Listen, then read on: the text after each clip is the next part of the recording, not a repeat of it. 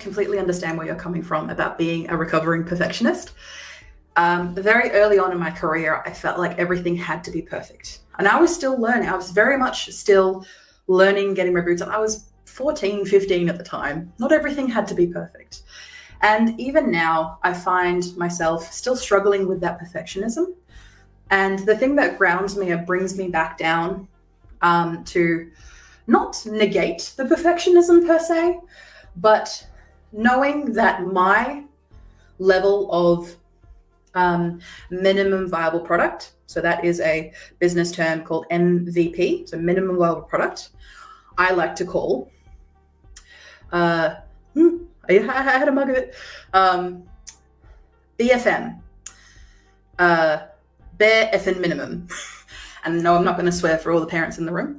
So what is my BFM, my bare effing minimum is a lot higher than people's bare effing minimum for what they have for me.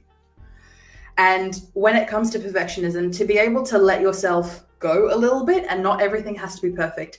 Does it tick all the boxes? Awesome. Does it beat the bare effing minimum?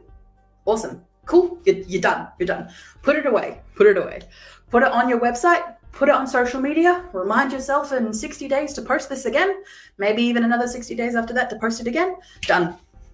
Close shop. You don't need to watch that again.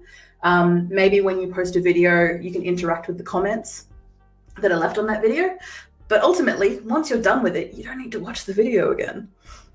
And that's what I do. I am lucky enough to work with so many clients where I get the privilege of watching you over and over and over and over and over again.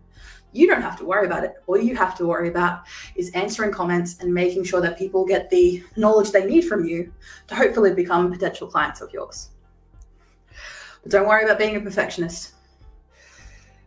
Eventually, you'll rub it off.